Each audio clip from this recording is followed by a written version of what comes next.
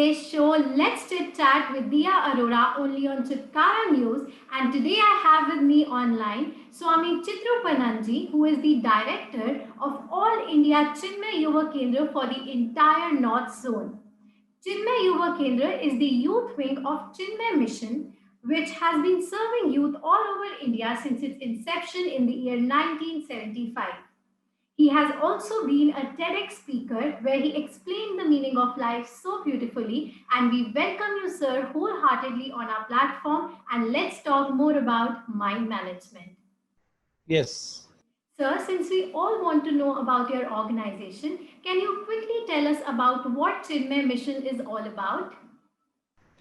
Chinmay Mission is a global spiritual organization established in 1951 by its founder Swami Chinmayananji. We have a lot of wings, and for elders, for social organizations, so many wings are there.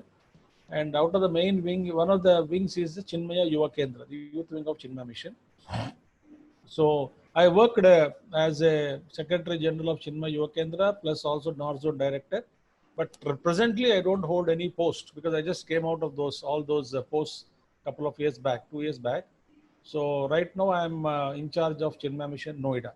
So Chinmay Mission goal is to give maximum happiness to the maximum number for maximum period through education, educating the spiritual science of it. So we have heard you talk about holistic education. So can you tell our viewers what is its importance? See, today education means what? Actually, for simple thing is, psychologically, education means what? I study, I grow, I make my living, I enjoy my life, and then I live my life, and then till my end. But that is one aspect of education. That is essential. There is no doubt about it. Living is necessary, occupation is necessary, money is necessary. All that is fine. But what about the human side of it? Values, ethics, morality, commitment, responsibility towards society, to the country, to family values, and further evolution, helping people around. All these things are very essential for human growth.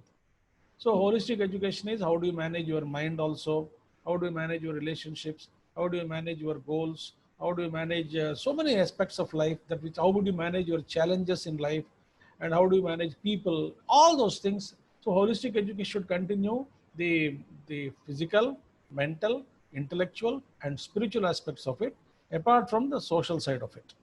It is a thali, a good meal which contains everything. All right, all right. Since the times are as such now that we all need to learn how to control our minds.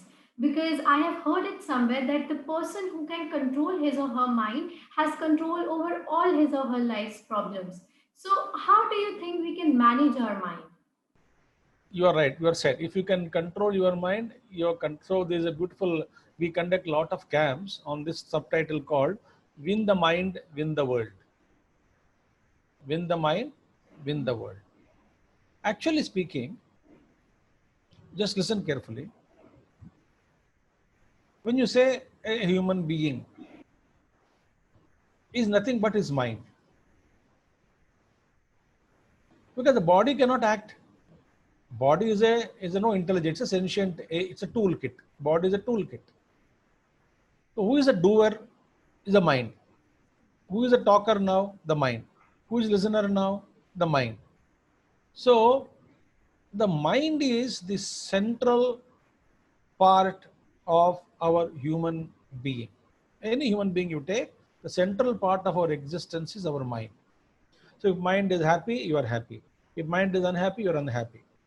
So therefore, mind management is the first thing.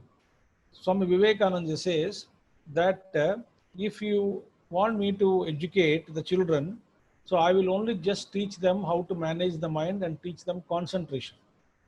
Then education follows in its own way. So if I teach concentration, that is enough.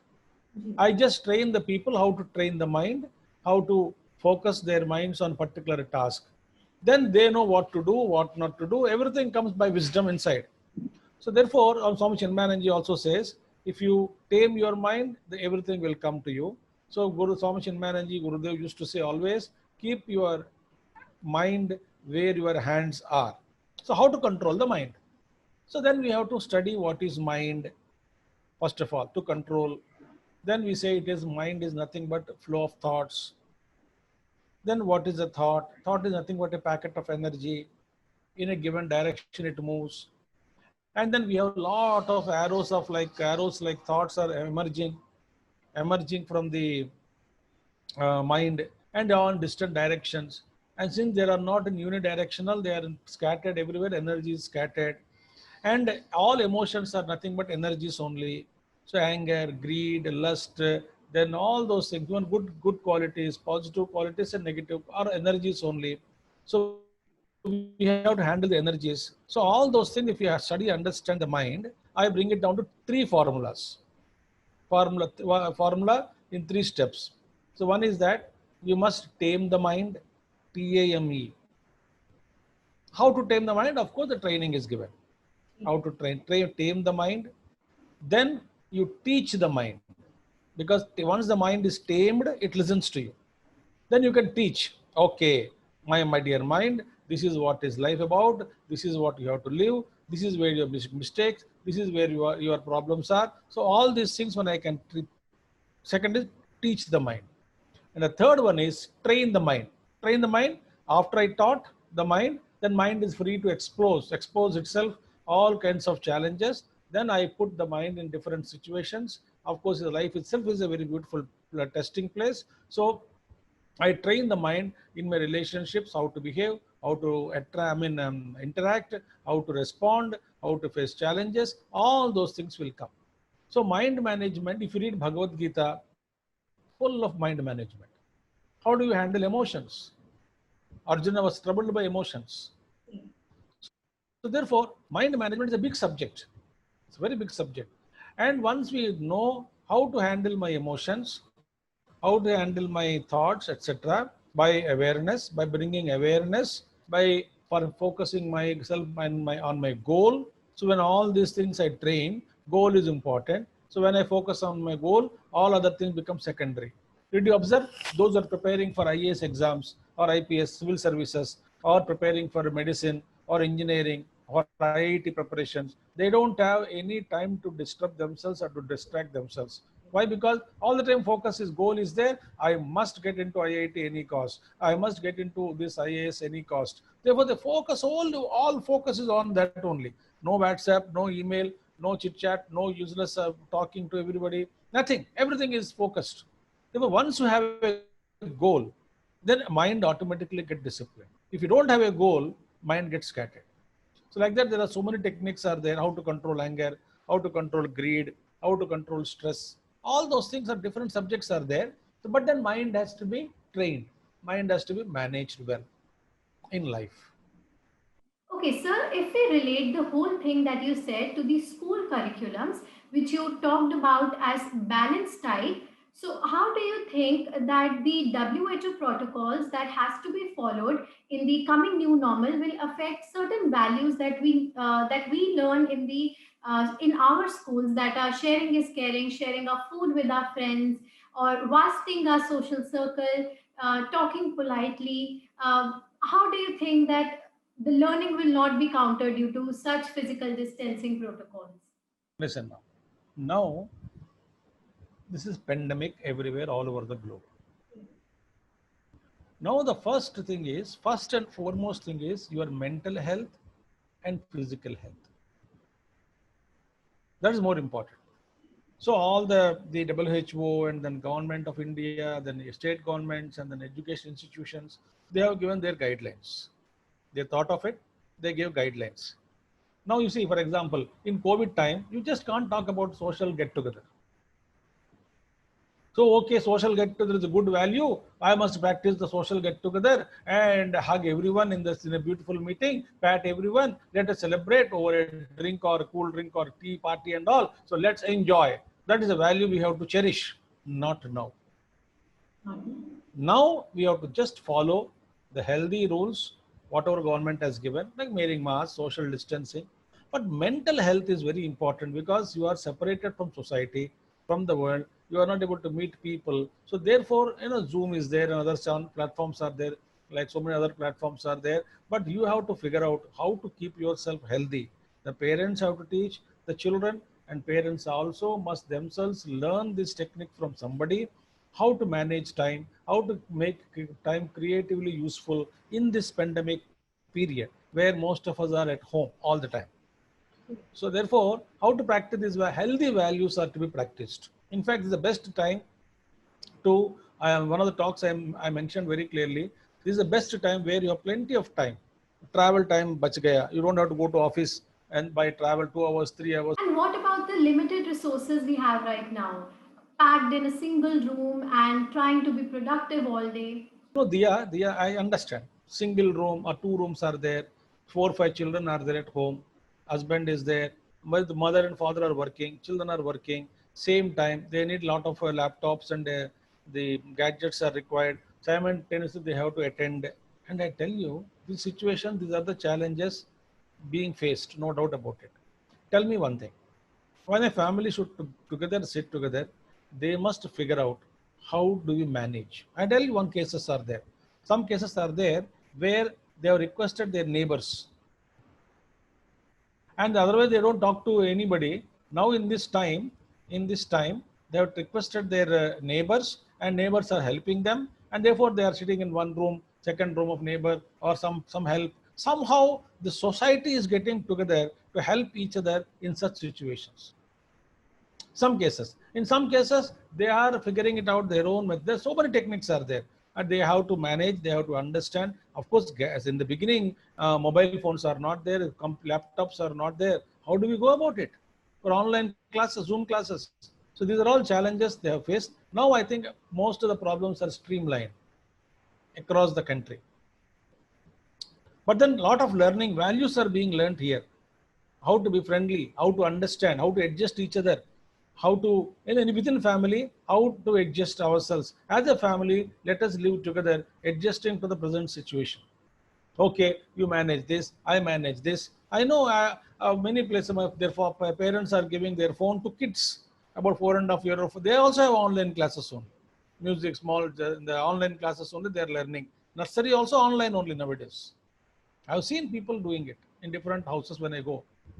So therefore, so much of cooperation, so much of learning is going on in this pandemic.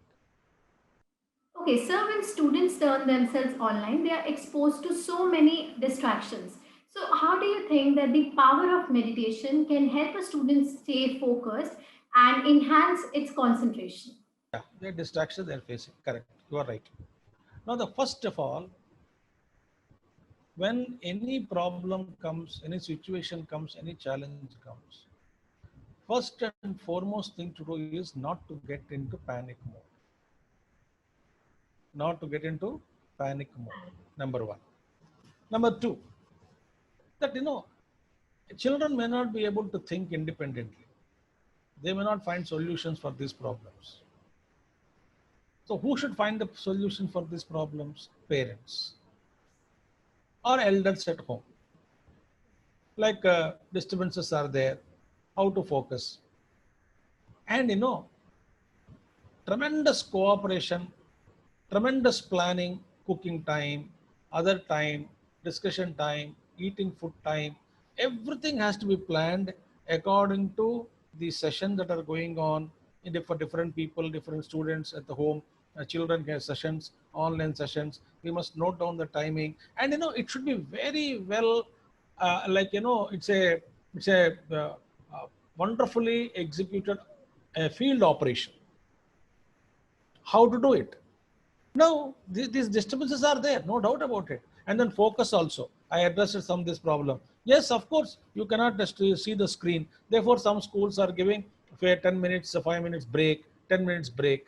I always suggest also, even when you are talking, look at away from the screen or wink for some time, just like one, two winks you take.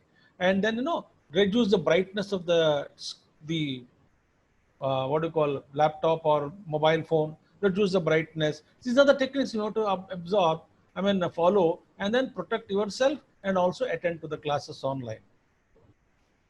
So, youth being so opinionated these days, how do you think that they have triggered stress and other such problems, mental problems at such a young age?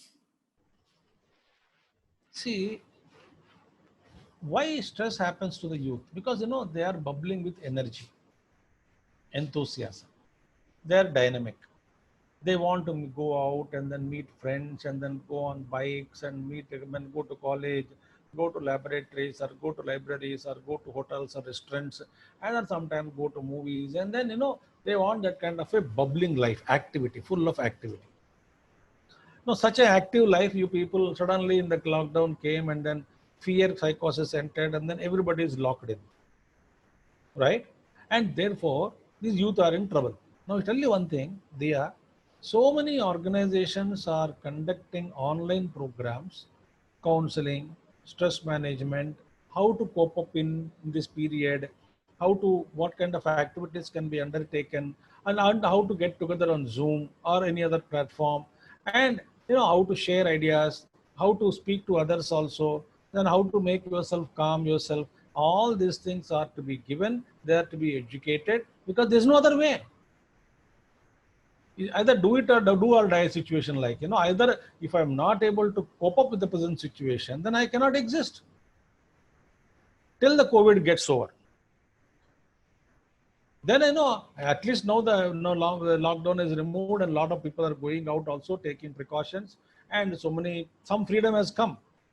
It was not earlier, it was horrible. Now it is better, no? Sometimes you can go out and come back also. There's so many people that are wandering. I see, I am staying in Noida. Out of the ashram, their big road is there. So I see so many youngsters going in the evening walk, morning walk. So many people I walk, I see them. Earlier they never used to do it. So now, one more thing. Youth are, since they are grown up, they can be counseled, they can be coached, they can be If we talk about the newly introduced national education policy, which focuses on vocational education, how do you think that it is going to help people out there? more important, no? Yes, yes. What kind of pressure you are making? So far, you are educating theory and throwing them into society. There was a beautiful article in one of the newspapers a couple of years back. What is the education that we are giving that youngsters come out, they don't know how to change the fuse, they don't know how to clean the panka or fan, they don't know how to remove the fan, they don't know how to use the first aid, they don't know how to use a certain electronical, some disturbance are there, they can repair it, they don't know how to repair it, they don't know medical aid, they don't know how to get vegetables, they don't know how to select vegetables, they don't know how to negotiate the price, they don't know how to check the quality of various products in society. They don't know how to talk to elders, soft skills, and also work. There is no work. So if I'm constantly I'm begging, give me a job, give me a job. Okay, do you have any skill? I'll tell you one story. One beautiful story said by great Mahatma. We tell this in spiritual organizations. Almost all the great Mahatmas told this story. That in one ashram, some father came with his son. He said to the monk, the great head of the mission, Swamiji is my son. I want to join him in your ashram so that he can grow. The Swami asked, okay, welcome. Which work you would like to do? Do you know how to wash utensils in the kitchen? He says, I don't know, I cannot wash. Do you know cooking? He said, no, I don't know cooking. Do you know sweeping the floor? He said, I don't know sweeping the floor. Do you know accounts? No, I can't do accounts. So he asked so many things. The boy replied, no, I cannot do service. I can't do service. Then the Swami said, take him home. He's unfit here. You people think that because he is unfit in the world outside, he is fit in ashram. Then the Swami said, if hard work is necessary in the world outside, harder work and hardest work is required to survive in an ashram, doing all kinds of works without ego and egocentric desires. Therefore, vocational courses are very important. You know why? It gives confidence to the student. Yes, I can do this work and survive. So, you and your organization spread the message of spirituality around the globe. How spiritual is today's youth? Do you know, more and more youth are turning towards spirituality nowadays.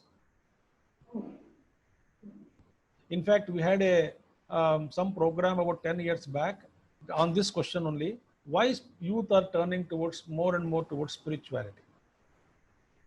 You look at so many spiritual organizations, you find youth in large numbers. And they under, because I tell you why.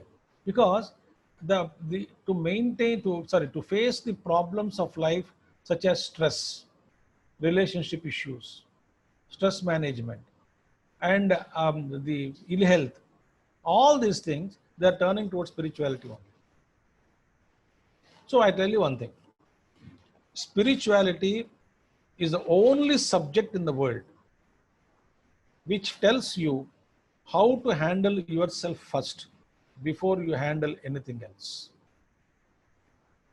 Tell me, you have learned whatever degree or post graduation you have learned. Were you taught anywhere so far how do you handle your anger, how to handle your emotions, how to handle your depressions, how to handle your greed, or how to handle your negative thoughts? Have you been thought about it? All right, but don't you think that we learn from our own experiences and mistakes? No, that's hard way of learning. By the time you reach age 60, 70, you become wise person. Nobody will listen to you. Absolutely. That is not a way. Experiences teach you certain things in life, not everything. In fact, do you, for example, to become a cricket player, do you get trained first, enter into the field, or directly enter into cricket field to get trained? Tell me, answer me. Train first. Any game you play, do you learn the rules of the game first, then enter into the ground to play, or I will learn the straight away in the ground only rules of life or rules of game? To get trained first. Therefore, first you must learn, then enter into the life, then you will understand. So, before I face challenges, otherwise, what is the use of Google services? Tell me then. You learn first what is happening, what is the traffic condition, what is the weather condition, what is the so many things, distance, and how the road is, everything, which way is taken, which way traffic is more. I will learn what after traveling there or before. Before.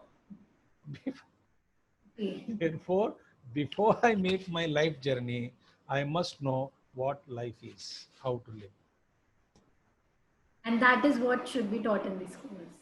Yes, that's a compulsory subject. It should be compulsorily made. We are not talking of any which God you believe, which path you. That's not the spirituality. Something is great science. General idea of life.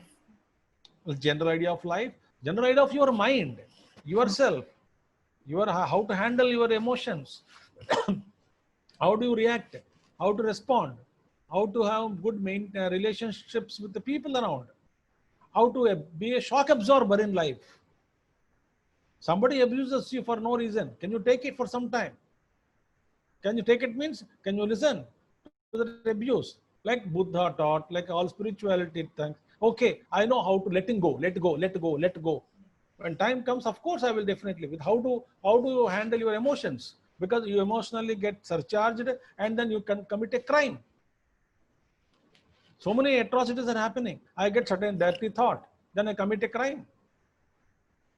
If I'm taught how to handle that thought, if I think about other person whom I am harming, if I have a spiritual dimension that he is also, she is also another human being, she also suffers. As I suffer, if I have something happens to me, that compassion, kindness, it won't come.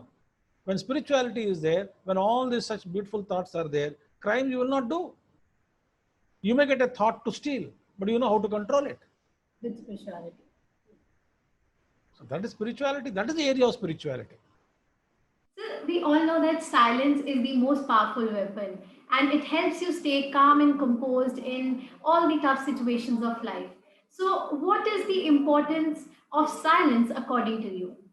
See, silence means what? Not verbal silence. Because no, I am silent, but I am entertaining lot of thoughts inside. I am silently planning how to destroy somebody. I am silent, sitting in a corner, but my mind is dynamically working how to destroy somebody. That is not silence. Silence is what? Silence is nothing but silence of the mind. So silence of the mind means what? The thought energy is conserved. thoughts are not produced. Very minimum thoughts are produced.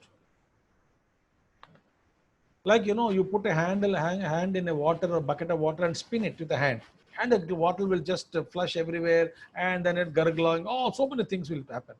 The very horrible movement of water takes place. Similarly, our thoughts in the mind, whirlpool. The whirlpool is created. Is it not? If you put a hand in the bucket and then do it. So, whirlpool is created. Similarly, mind also, we constantly छेड़ते रहते हैं. हिंदी में बोलते हैं छेड़ना. मन को छेड़ते रहते हैं. Constantly stirring up with so many thoughts. So always it is exploding. In explosion only, in the condition of explosion. Therefore, what is happening when each thought is energy, so much of energy is splashing in all directions. So there is no conservation of energy. So conservation of energy is not there if I am not able to practice silence. So what is silence does? Silence is a practice wherein you are consciously reducing the thoughts that are entertained in the mind and becoming more narrow and narrow, small thoughts and very, very less thoughts, minimum thoughts you entertain, and more energy is conserved. Therefore, after meditation, when thoughts are come down, or after thought of focus and then silence and solitude, you get rejuvenated. You get rejuvenated with energy, fresh energy. And that you can focus is more, concentration is high. When you are agitated, can you go and write exam? See why? When you don't want any disturbance at home. Every day you quarrel for a breakfast at home. Paratha mein butter kyun nahi hai? You may quarrel every day. But on examination, do you quarrel? No. You say, Mummy, jo hai, dithe na, exam important. Because you want to keep that peace of mind intact. Peace of mind. You know why? Because that is called silence. The less thoughts are entertained. I don't entertain what is fed given to me by mummy. This is इसमें क्या बोलते हैं पराठा में ये नहीं है वो नहीं है. There is no questions asked. जो मिला वो खाया दिखा. शाम को लड़ाई करेंगे आराम से एग्जाम के बाद. ठीक है? Store those things. So that is the power of silence. And of course, spiritually, it has its own dimension. Very dimensions are there. So, but especially, it is called mano maunam, silence of mind. When mind is silenced, no problems at all. Mind wakes up, all problems come. In deep sleep state, mind doesn't exist. When you are in deep, not in dream, deep sleep state, no mind, no problems. You got up, mind is born, all samsara enters. You know, I am Diya, I am working, I have to interview these people, this is my job today, what kind of questions to make, how to talk to mummy, how to talk to father, how to do this, how to talk to boss, wahan jana, yahan jana, ye karna, everything, so many thoughts disturb you in the morning. So when mind wakes up, all disturbances are. When mind is not there, absolute peaceful in deep sleep state. Therefore, they observed when the mind is full and agitation, full of agitations, problem. So how to keep the mind calm and quiet without going into sleep? That is meditation. That is solitude. That is silencing the mind. When thought comes, you can silence the mind by withdrawing it, by ignoring the thought. The thought is not developing further. Because you are not pumping energy into the thought. When I pump energy into the thought, thought multiplies. When the thought came, I ignored. So ignoring the thought is called practicing silence. A thought came, dances around before me for some time. It finds no support from me. The thought dissolves. Then I enjoy silence, calm, quietude in the mind. So beautiful it is. And such a calm and quiet mind can achieve anything, can focus on things and everything studies, can concentration will increase and how to respond will increase. Intellect becomes brilliant. Intuition also develops. Stress and strain won't be there. Wonderful state it is. Thank you for asking this question. Thank you so much, sir, today for being with us and giving us your precious time. We are truly obliged to have you here with us today. We got to know so much about mind management, which is the need of the hour today. Also, about holistic education, spirituality, the power of silence, and I hope all our viewers enjoyed listening to you. Thank you so much again. Also, to all our viewers, if you want to keep listening to all such views from our experts, stay tuned to Chitkara News only on my show Let's Chit Chat with Dia Arora.